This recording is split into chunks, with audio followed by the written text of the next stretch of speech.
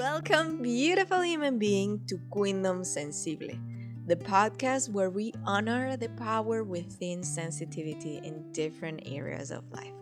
Because sensitivity is beautiful, sexy, and powerful. Let me show you how to make it work for you and elevate your life experience by sharing the lessons, insights, and mind shifts that have led myself and others to transform our sensitivity. My name is Andrea Tamaru, your host, and once unaware of the power within my own sensitivity. So let me show you how I change this. Get comfortable, take a deep inhale, exhale, and let's start this episode. Hello, beautiful human being. Welcome back to another audio. And today, I feel like talking about the confidence. How easy is it actually to take action when you have something to back you? Something that if you fall, there is a net. And how hard is it to move when there is no net? And what I want to say with this is that safety net is not created by any other person that's not you. So when you feel fear, when you feel doubt, I want to tell you it's okay to feel all of that. Because this month of October is shaking us. I'm also like a Scorpio. I think Pluto is in Scorpio. I'm not good with astrology, but it's shaking me to the core of who I am. And apparently, we are supposed to shed more layers throughout November. So, hear me out. The best safety net that you have is yourself. It's no money, it's no house, it's no other people, it's you and your capacity to believe in yourself. To believe that no matter what, you will be able to go through this current moment, whatever it is that you're going through. If that trust hasn't been built, then of course you're going to be struggling with a hard moment in your life. Because every situation that will happen in your life, if you're already shaky inside and the outside is even more unstable, then first of all, your inner instability is being brought up to your physical world to show you that your stability is not dependent on those things. So if you have a house and it burns, your stability doesn't belong to the house, it belongs to your belief towards having a house. If you have money and you lose it, something happens with it, then it's not about the money giving you the stability, it's what you thought about the money that was giving you that stability.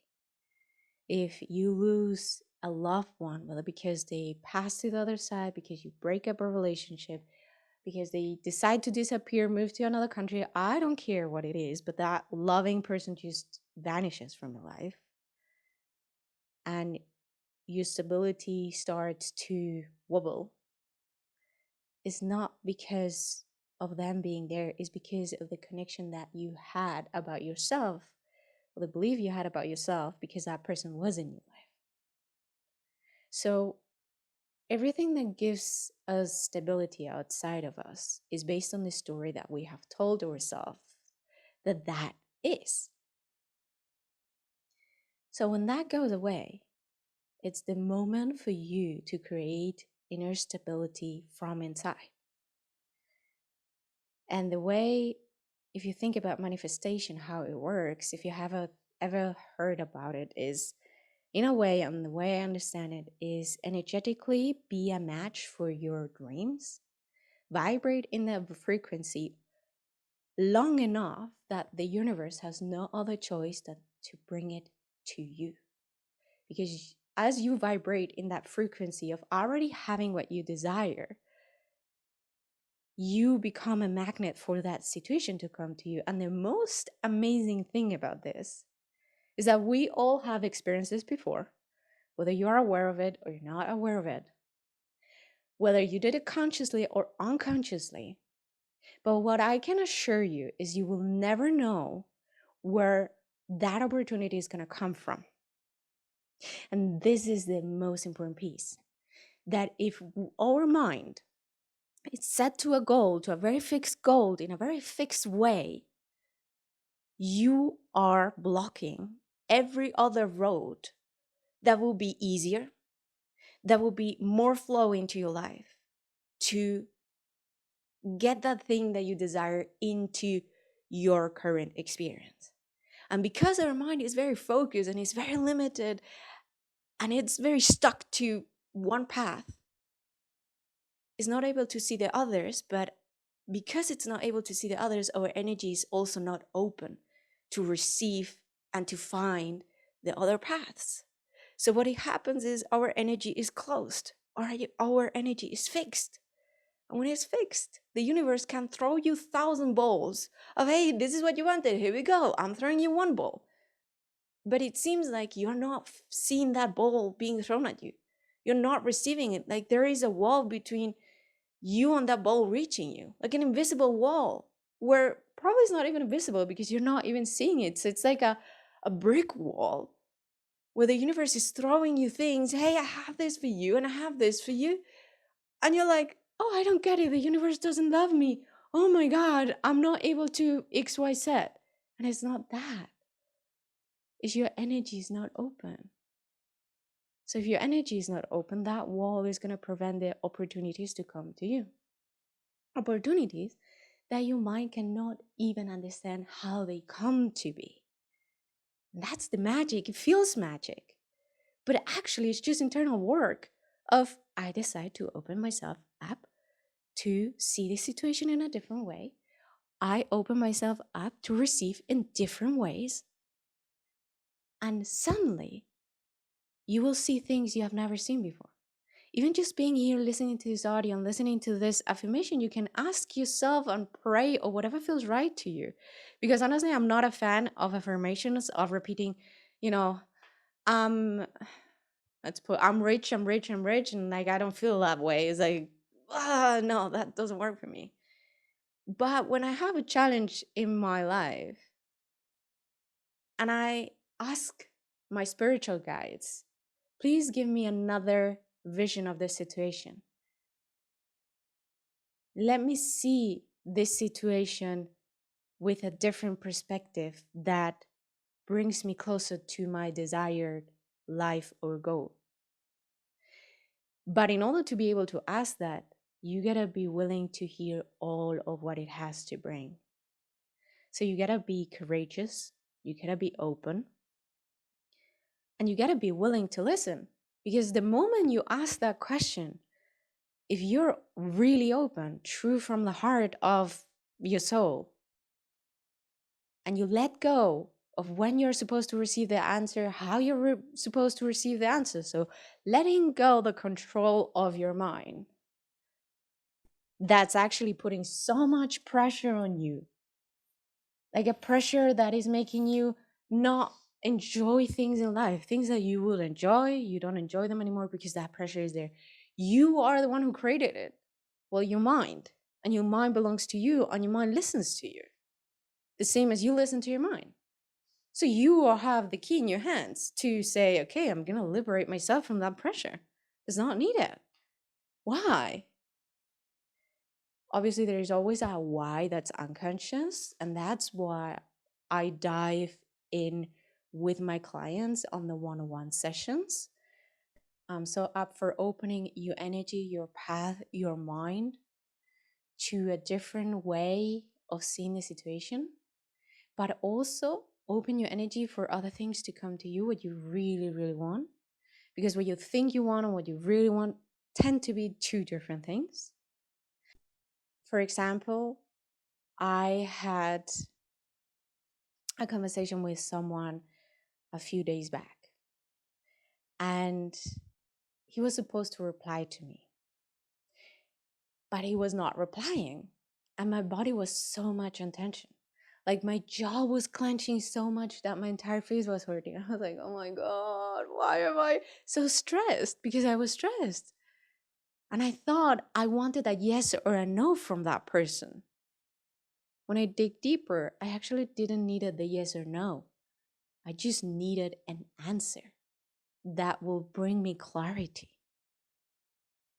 Now, actually, the clarity I needed was my own of what am I going to do if it's a yes or a no? What is it truly that I desire? And this is very interesting when we apply this to the spiritual connection that we have. For me, that's building trust into the unknown. It's something you cultivate with time. It's like going to the gym. The first time you go to the gym, you're probably not going to be good at if you haven't been there ever before.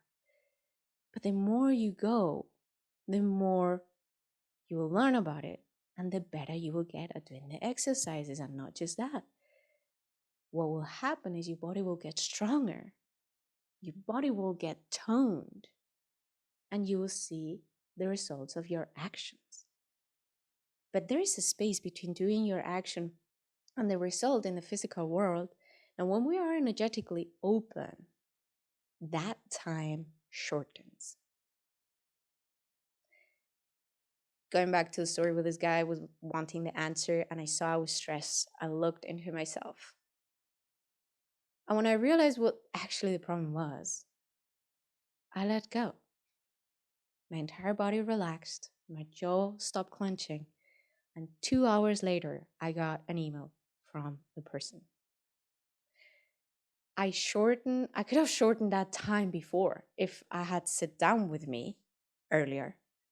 But sometimes we are not aware of it. We just feel like, oh, there's something, I don't know what it is, but I feel there's something in my way. It feels like I'm doing everything right and still I'm not getting that result.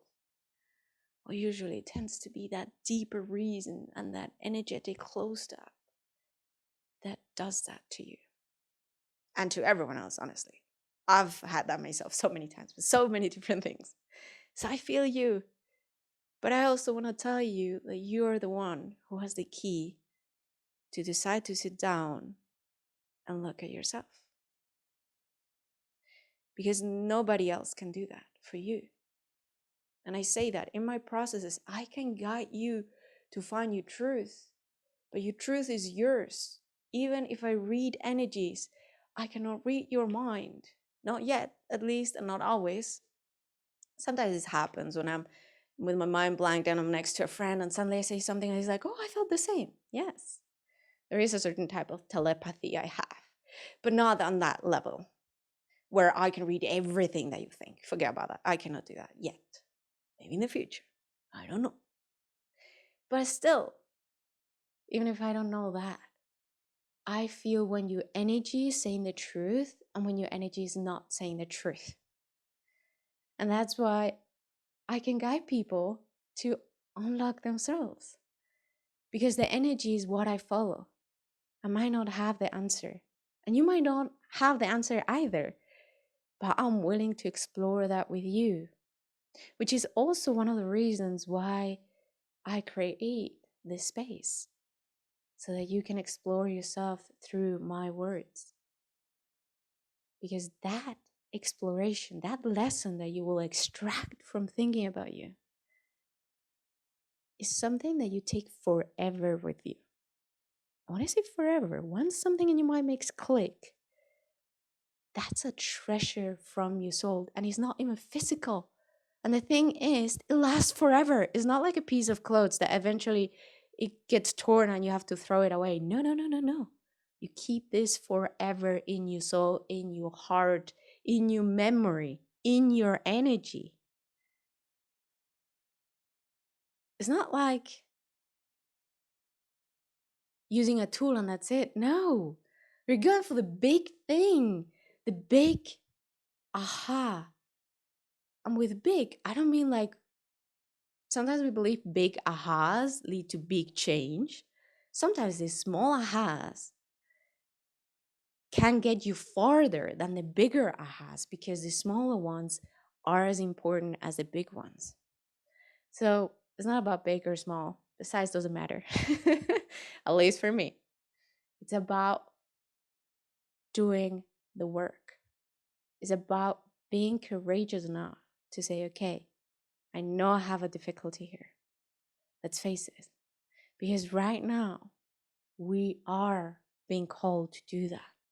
So you are having that chance right now to do it and to evolve and grow. And that growth sits forever in your soul. It's something you came here to learn. Because I like to see, and the way my spiritual guides have also told me this, the human experience is kind of like a school where we come here to learn. And we get to have the support of the energetic world with us as we walk through it. We can decide to ignore it or to listen to it. My experience is the more I ignore it, the more I'm fighting with life. Because if I ignore the energetic part, it means I'm listening more to my logical, linear brain, which comes from my mind. Where if I listen to the energetic world, sometimes it's crazy. And my mom will judge those ideas, those downloads, like, oh my God, how am I supposed to? This sounds. But what happens is that when you let that information come, sit into your heart and say, okay, I take that in. And as I know that information, how can I go about my day, my life, my current situation? How can I bring in that knowledge that just arrived to me, staying open and not fixed because I received that information? Sometimes it happens. I know things are going to happen before they happen. And I've learned with time that when I receive that information and I cling myself to it, like this is going to happen, this is going to happen, then somehow it doesn't happen. Or something changes that makes that thing impossible. But and how do I know that it was going to happen? Well, because certain things that I receive as information did happen, but not the full thing. Now, when I receive that information and then I let it sink into my body and say, okay, this might help. This might gonna happen. I'm gonna prepare myself for it. I'm not clinging onto the fact it has to happen. If it happens, amazing. If it doesn't happen, I'm gonna be cool with it too. And so, therefore, I'm able to be in the state where I'm open to whatever is going to happen because I'm prepared. This is the reason what I found that we receive information of the subtle world before it happens, because it prepares me mentally. I'm a person who likes to be prepared. So I like to have in my backpack tissues. I like to have water if I need water. I like to have sunglasses because my eyes are very sensitive. And so if I wake up and I see no sun, but something inside of me tells me, take your sunglasses or take your umbrella, and I say, okay. I don't see the sense, but something inside of me is telling me, take them with you. I will take them with me. Because every time I have ignored it, turned out to be I needed them at the end. So I listen to myself because that prepares me for what's coming. And that helps me to create my path of least resistance for my life. It sucks when it rains and you don't have an umbrella and you knew you felt you should have taken your umbrella. Suddenly the sun comes out and you don't have your glasses and it hurts so much when you have light eyes like mine. They're like light bluish, so very, very sensitive to light. And the older I get, the more sensitive I get with this. The more sunglasses I have everywhere in my purse, in my backpack, and in my drawers. It's like, I cannot get out in the summer without sunglasses. So listen to yourself, please. Take a moment today to just listen. If you can do that in nature, even better, because the nature open up our heart center. And breathe. Let the air come inside your nose. Exhale through your nose as well.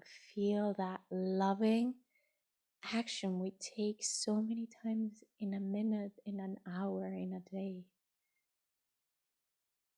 That one makes our body alive Right now, I'm feeling so grateful for my body to being able to breathe by itself. Doing that in such an automatic way that I don't even notice it unless I put attention to it. What I find fascinating about breath is the moment you say breath or breathing or inhale, exhale, you really focus on that. It brings you back to the present. If you ever want to work with me, again, I have a few sessions open, single ones for the end of this month. The link will be with this audio. And otherwise, I have my mentorship, which is a container for a longer process where we dive more into connecting with your divine feminine energy so that life feels less fight, more love, and fulfilling. Thank you for being here and listening to my words. It means the world to me. And I hope you have a beautiful rest of your day. With love and light, Andrea.